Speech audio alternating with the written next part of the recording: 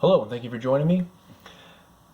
In my conversations with evangelicals, they will often bring up various passages and teachings from Paul's epistles to support the doctrines of salvation by grace alone through faith alone and eternal security. And here I want to create a few short videos giving examples of how an early Christian would have understood three of Paul's famous teachings that I often hear evangelicals refer to today. Number one, saved by grace.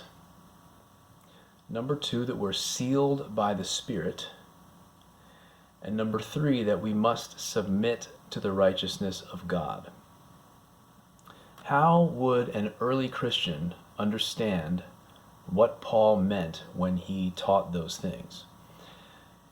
It's important to ask that question because as Greek-speaking people who grew up in Roman society within just a few generations of the apostles, and some of whom actually knew the apostles, the pre-Nicene Christian writers were in a very good position to be able to understand Paul, to be able to interpret him in the right way. And we really need to be careful with Paul's epistles because, yes, they are the Word of God, but we are warned by the Spirit through the Apostle Peter in his second epistle, where he says that some of what Paul says is really hard to understand, and that some people get a hold of it and understand it in the wrong way, twist his words in a really dangerous way.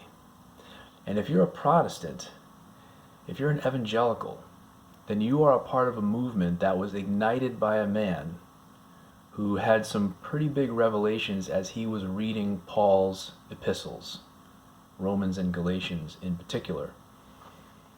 And those can be some difficult epistles to understand. And it can be very concerning when you start to get a feel for how the early church understood Paul, and then you consider how differently evangelicals generally interpret Paul today from how the church did in the beginning.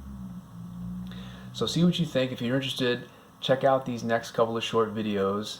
And do you think that the church sort of figured out what Paul really meant over the centuries, that we've gotten closer to the truth, and that the reformers nailed it in the Reformation, and that those New Testament Greek-speaking Christians living very soon after the apostles, that they just didn't really get it? Or do you think that it's possible that we have fallen victim to exactly the kind of thing that Peter warned about in the end of his second epistle? See what you think, and let me know if you have any thoughts, any feedback. I would love to hear from you. God bless you.